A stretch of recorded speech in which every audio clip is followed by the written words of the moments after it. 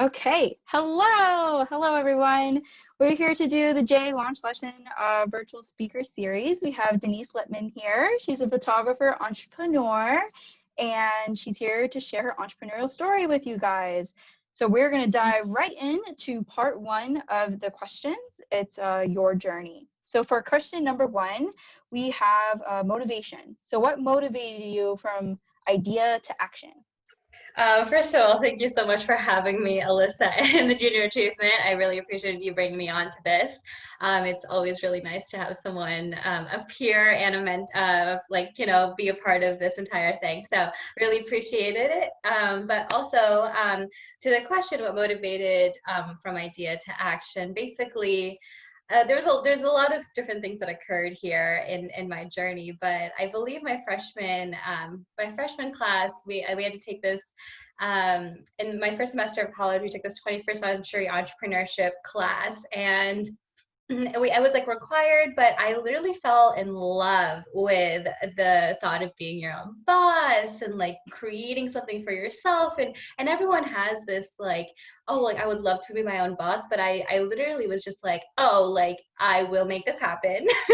Like it was just so enlightening and so different because when I was in high school, I really thought that like, oh, you go to college, there are set paths and you must choose one and really go for it. And I never really was not only encouraged, but given this entire world that you can just pursue if you really have the grit to be able to, pursue it. So what like motivated me from idea to action was this like what first of all was this one like class to like kind of open up my horizons, but also my support system of peers, mentors that I'll get into a little bit later.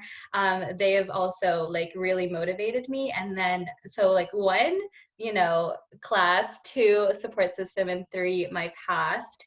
I come from the Philippines. I grew up there and I moved here when I was 7 years old. So there is a very much large motivation and purpose for me to be living a very purposeful life.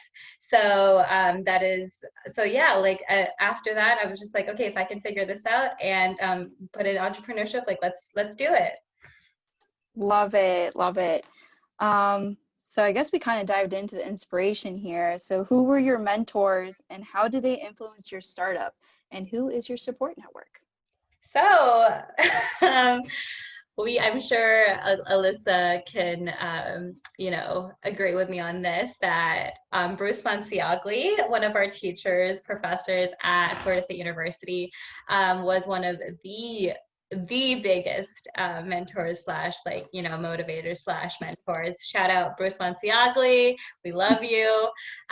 This man literally opened up not only like my eyes to this entire new world, but really encouraged me through like learning and through programming. We went Alyssa and I had the amazing opportunity to go to Bali to study social entrepreneurship. So like having this entire ecosystem be a part, like I was able to be a part of this ecosystem that Bruce was able to introduce me, and I found a way to like be a part of his classes for like four semesters in a row. So that was also really amazing. And then another mentor I have is Dominic Ardis, who was in the entrepreneurial sphere this entire time I was getting into this community in Tallahassee. And now I work for him, which is the most amazing, thing as well. So I work for a company called Act House, and we empower minority entrepreneurs through co-living spaces and through programming. So it's been really, really fun, but it's been really amazing to work under your mentor. You learn a lot. So if you ever, look up to someone, if there's ever an opportunity to literally work for them, intern for them, do like a few side projects, like I definitely encourage you guys to do that. But yeah, those are my mentors, but also my support system. Love it. Again, yeah, completely agree with her on that. And for part three, preparation. So what education, training, and experience helped you prepare to start your business? So again, with Alyssa and I's background, we had the marvelous opportunity to be a part of the inaugural class of the School of Entrepreneurship at the Jim Moran School at Florida State. So this meant that we were the first class to go through this entire program that that was funded by Jim Moran. It was a $100 million donation, and it was an amazing, amazing experience. But yeah, we had that entire that was like my, you know, like backbone, and that really gave me a lot of people when you say, hey, like I'm majoring in entrepreneurship, they're like, cool, one, cool, or like two, like, you good, like are you sure? I definitely got some like you're majoring in unemployment, you know, some type of, you know, negative-ish type vibes. But one of the things that I must say that I gained was my confidence in my soft skills. So a lot of people, when they like go through college and all this, like, you know, that this entire process, you're like, oh, I'm like good at this and this, but your soft skills as like learning how to, you know, interact with humans and interacting with like social groups and like picking up on key little things, like those really are one of the most important takeaways you can have in college. And it's really important for you to hone in on that, because at the end of the day, like people are going to hire you for like you as a person and like how you interact. They're going to hire you because they want to go to lunch with you type of deal, instead of just you know, like the resume like checking off. So the entire like my entire experience being a student at the Jim Moran School of Entrepreneurship was very amazing, because it gave me the confidence to be like, okay, it gave me the confidence to like be okay with uncertainty, and be confident that, like, you know, like if uncertainty is a person, don't put it in like the back seat, like put it in the passenger seat, become friends with the unknown, and you'll never know, like it becomes, the unknown becomes opportunity, and it's an entire perspective is changed, because you're becoming friends with opportunity instead of unknown and uncertainty, which is a very, very, very important perspective to have in life. But yeah, that's a whole thing on my education, entrepreneurship, and then like the whole, we went to Bali. That was also super, super fun. But yeah, that, thank you for asking that. That was it was a really fun program. I very much recommend it. 10/10 with that as well. As you can see, we have a lot really in common. Exactly. Yes. And one thing with the preparation question with the training, like for photography, like did you take any Oh like yes. specific training courses or did you just do it?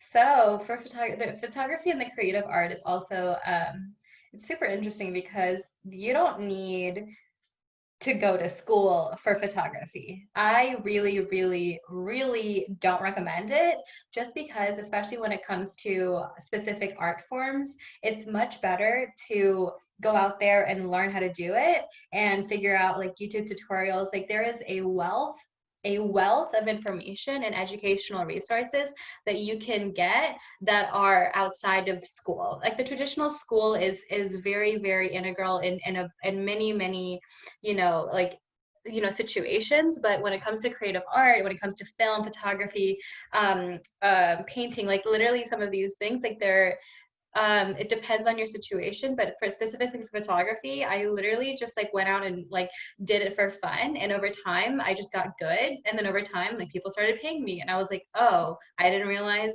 this could be a thing. So it was honestly like it kind of came from from this hobby, and it turned into a vessel for me to be able to create impact. So yeah, like I there's so much education, there's so much to learn in the world, and now more than ever you can gain resources literally on YouTube, online. Like so many of the amazing photographers have done classes, master classes. So there's like, at this point, you have all the resources. It's just like your dedication, your grit, and your motivation to like literally just go after it. Love it. Um, awesome. And for question number 4, expectation. what has surprised you the most in your entrepreneurial journey? I guess you could touch upon like the start from photography to where you are Yes. now. Yeah. So it's a very interesting journey because um, I always knew that I wanted photography to be supplemental, or at least in the modern world. The modern world, I really believe if you want to pursue a creative art, creative passion, you must be very smart about sustaining revenue, cash flow coming in. Because when you rely on seasonal work, it's unsustainable. Like you will run out of cash, like period. And like how will you pay rent? So period. I really, really believe that the Gen Z worker in the future will be much more mobile and much more dynamic in their workflow and in their income streams.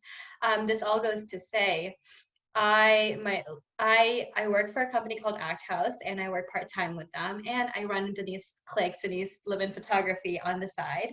And it's been a very, very fun balance of the two because I knew that I didn't at the time where I'm at in my life right now, I needed both incomes. One is stable and one is flexible, and they really supplement each other on certain like times of the year. So it's all to say when we're talking about expectations, you must address like what you need. So like to help, like what do you need to be able to like live your life, you know? Yeah.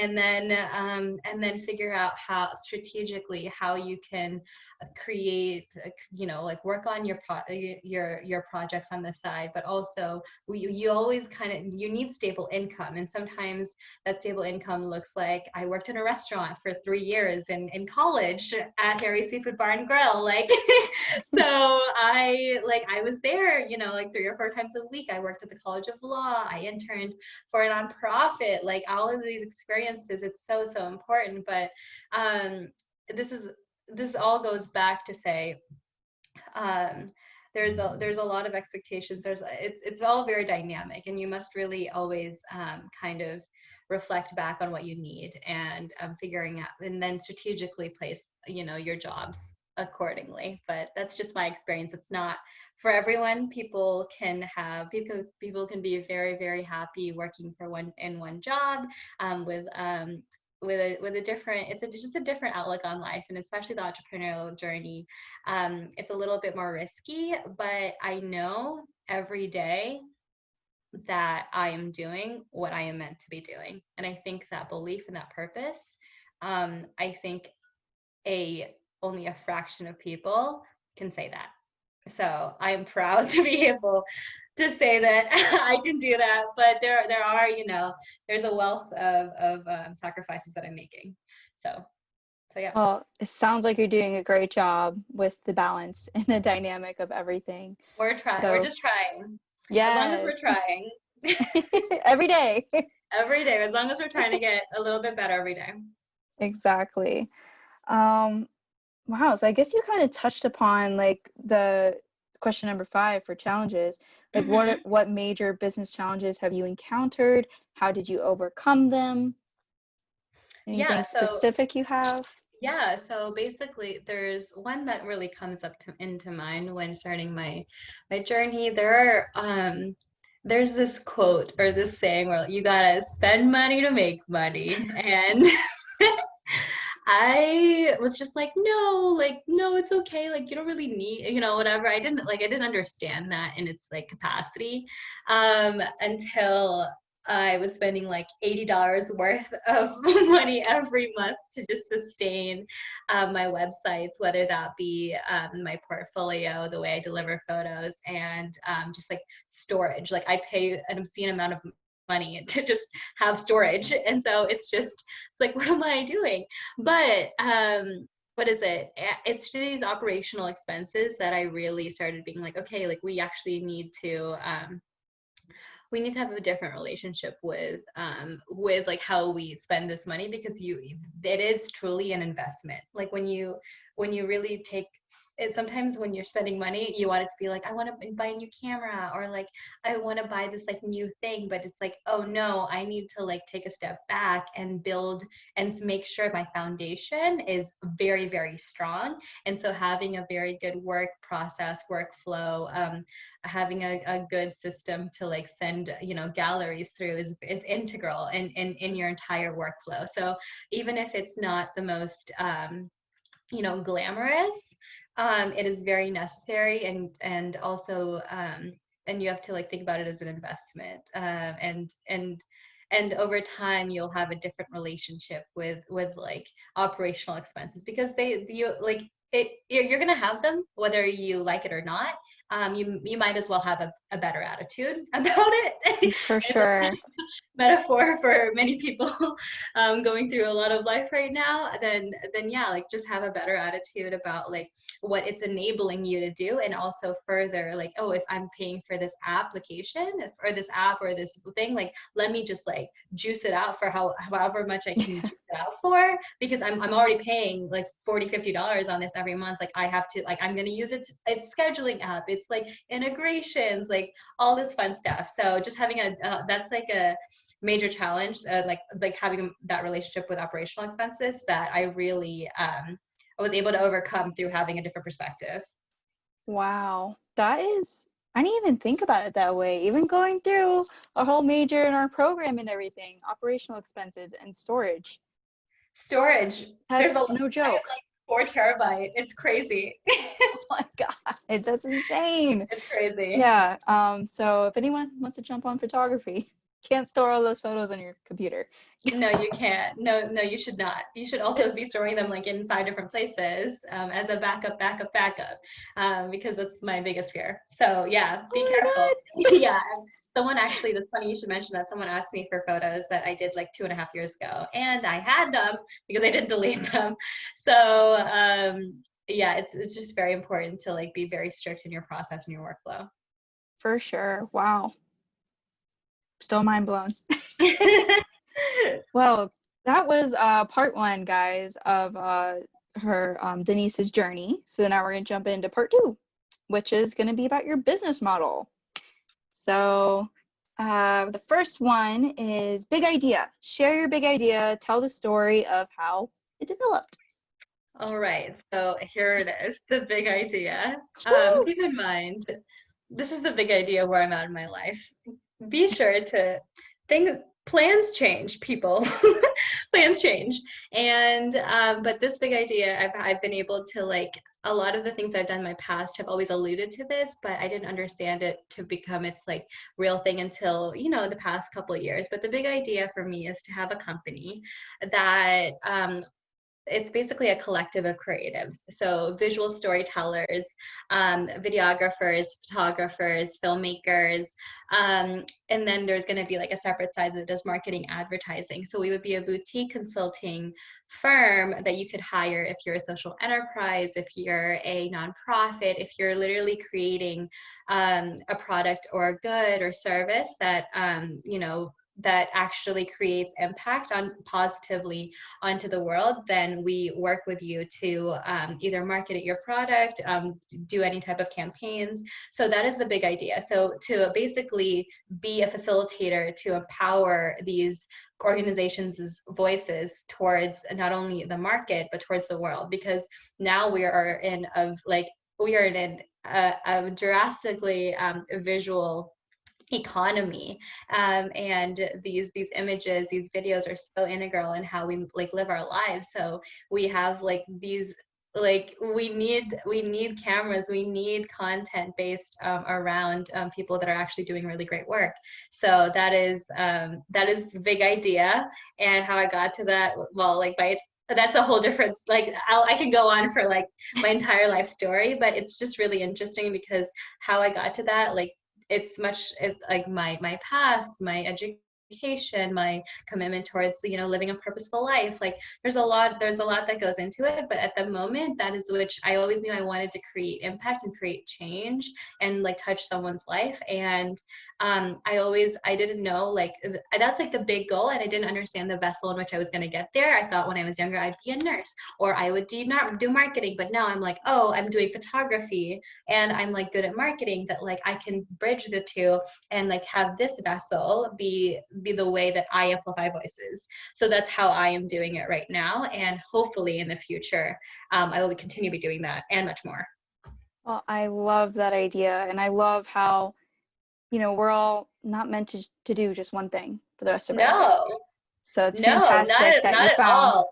That was okay. Really quick, speaking on that, it's funny. I wrote this entire thing about. I just like when I have like a thought, like it's just so interesting because when like I think we're so used to just putting ourselves in like a little title, like, oh, I'm a student, oh, I'm Filipino, oh, I'm Jewish. I'm like, no, like I'm Jewish and I'm Filipino. I was a student. I am like an artist. I'm a photographer. I am like, I'm a friend, I'm a daughter. Like we are so much more, you know, like, you know, multifaceted in who we are, that sometimes it's easy to be able to like label yourself as one thing and then not be able to give yourself the encouragement and the empowerment to do all the other things. Literally the other day I was like, I really like charcoal drawing when I was in high school. Like, why don't I do that anymore? And then I'm like, okay, like I'm gonna go buy like some charcoal and let me just figure this out. Like, I am like, you have so much time to be so much more, and I want to like get into real estate when I grow up, like all this type of stuff. So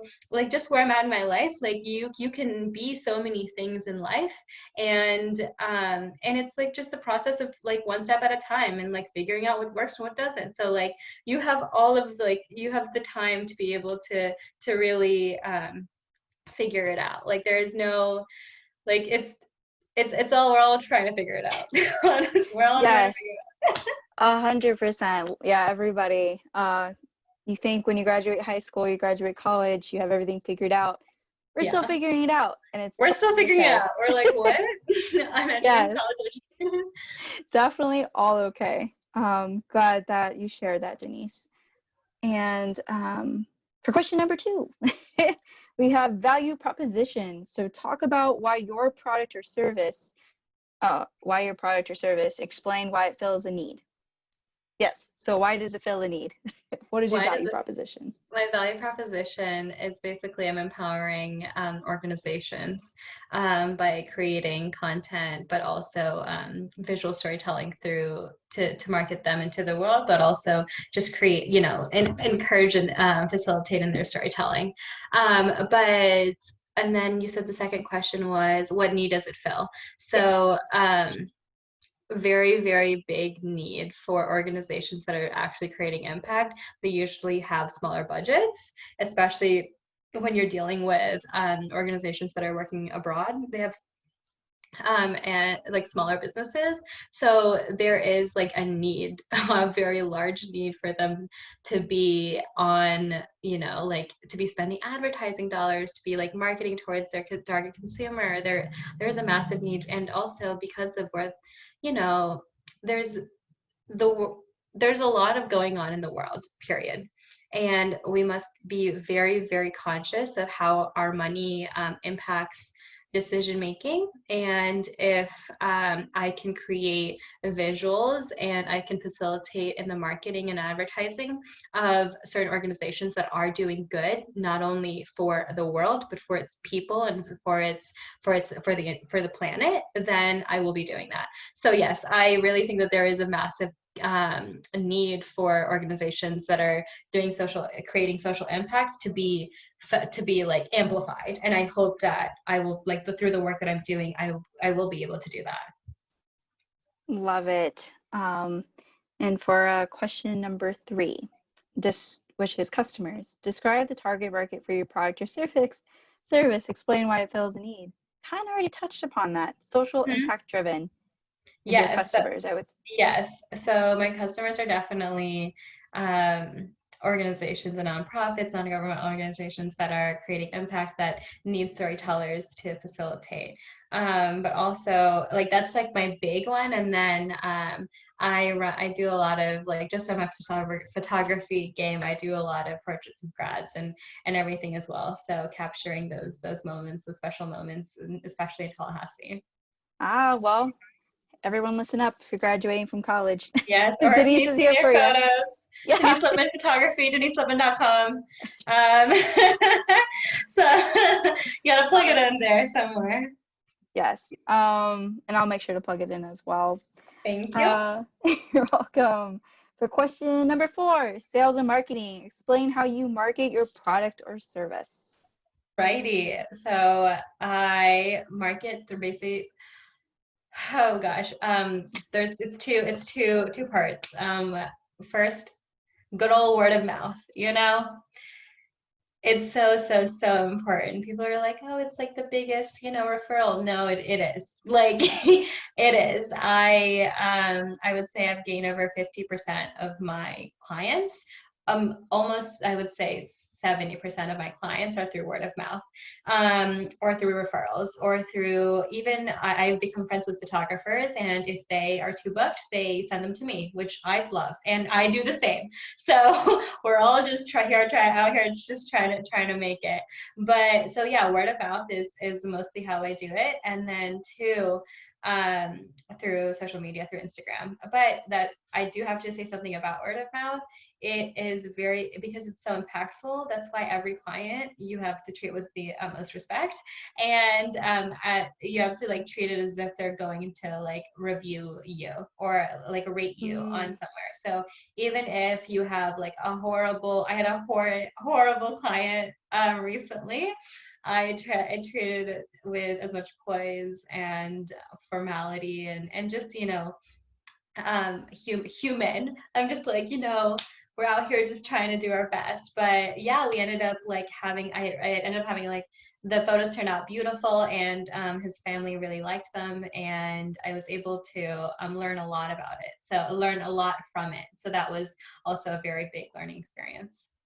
That's great. Yeah. And word of mouth. Like you think that social media would be number 1, Yeah, but no, no. it's not. That is, I do have to say as well, I know we're running a little bit going to be over time, but what is it? So because of word of mouth is very important, it is very important in college to be active in not many organizations, but be very active.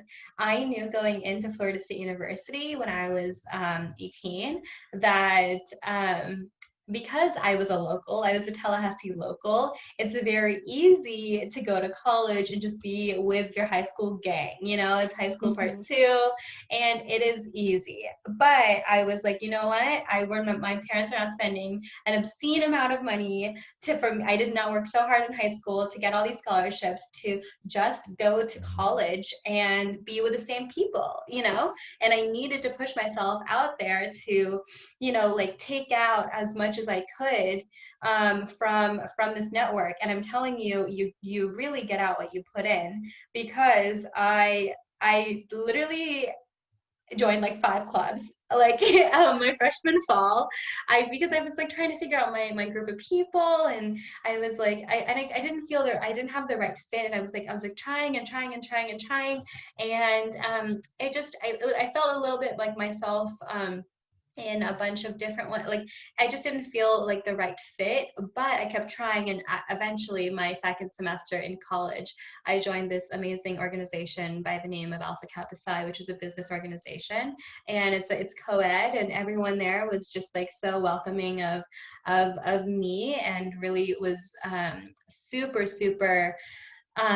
dedicated towards pushing me into a better self instead of molding me into you know, a person that I wasn't. Um, yeah, like they definitely, and that is to say that network, those group of people that I ended up meeting in all of those organizations, ended up becoming my clients much later. So I would say a lot of them, yeah, look how that worked out. So, so it all worked out. But you have to be like, you have to be like don't like be friends with a lot of people slash like be friendly with a good amount of people, because when you are working in like the customer, like this type of social type of profession, it's very, very integral for future revenue. 100%. Yes, always be kind. Be Always be kind. kind. Yes, always. And for the last question, it's about capital. So Yes. share how you funded your startup and describe other methods of securing startup capital. So I kind of alluded to this. Excuse me, I'm in very much in the early stages of my company. So I'm still filing. I'm about to file to become an official LLC. So that'll be super, super, I know, super exciting. I never thought I'd be here, but here we are. But yeah, so when it comes to seasonal, I'm going to kind of stray this question a little bit towards like just how to like secure the funds to be able to like do all the things you need to do. I kind of alluded to it prior, but basically you have to understand what it takes for you to like, you have to understand what your expenses are, period. And sometimes you have to do things that doesn't necessarily fit like this like end all be all, company thing. Much like working in a restaurant, sometimes you have to do things that like will sustain you for you to be able to catapult into this thing. And so sometimes like that looks like sacrifice when it comes to time, and working for jobs that you don't like necessarily love, but you really just have like a tab of being. Every time I was at that job, I was like, I know this is only temporary, and I know that this is only allowing for me to be able to work on this. So I think it's just being honest with, how to manage your finances, but also be very like humble and be very diligent and have a lot of grit to be able to, keep doing this, because it is so fulfilling and everything. I'm so grateful that I chose this path also because of everything going on in the world, especially with COVID. I not only had one job, I have two that I relied on. And this was because I like I chose, I sacrificed a lot to be able to, choose the path that I'm in right now. And I like, I listened to my gut and we figured it out. But this is all to say, like, um, one, like you'll figure it out. Like if you're dedicated, you can figure it out. And it is so rewarding when you do. And like you'll look back and be like, wow, that was me like cleaning silverware at 1 a.m. in the morning on like a Friday night when I'm supposed to be out with my friends. Like that's all worth it because now I'm here. So it's good, we're fine. So great. Yes. Um, that's, yeah, this was great, Denise.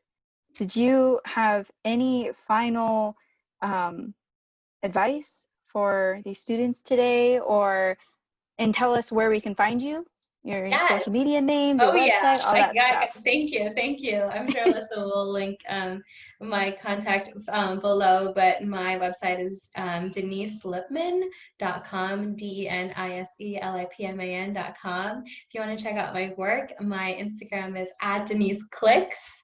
Little I click, but also it makes sense. But what is it? And that's been really, really fun. I've been able to work on some really amazing shoots lately. But also just a last pieces of advice. I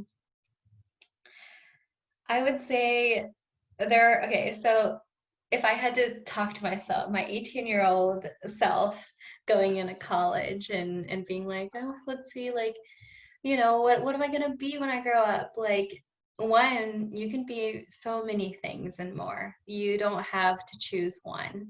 I am so much more than a photographer, an entrepreneur.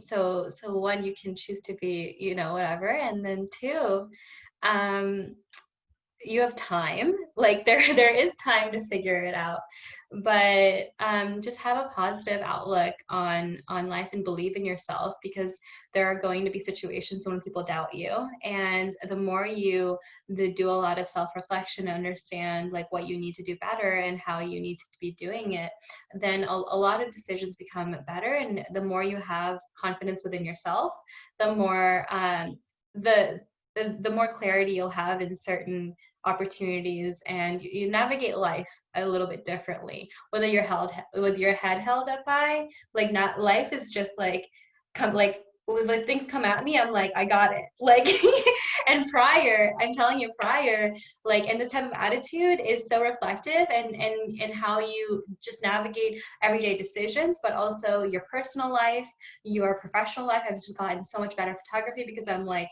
even if like everything goes bad, I'm like, oh, I'm talented. I have skills, and I have stuff in my, I have tools in my tool belt. I'm gonna do the best I can do, and it's just this like, it's just this, you know, determination to figure it out. And I think at the end of the day, it's like when you have like two decisions, like I'm gonna stick with what I have, or like I'm just gonna like be better. As long as you're continually being better, then that's like that's it. So that's my advice I would give to myself. Like, just be better. Everything's gonna be okay. You got it. And if you need some encouragement, ask your friends. Contact me at my website if you ever wanted to reach out to me. But yeah, hope you got it. Ooh, thank you, Denise. That was awesome. So much great advice.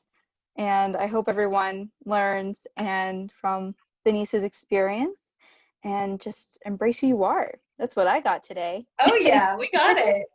Yes, but I will make sure to put Denise's info in the link. And yeah, thank you so much, Denise. Thank you.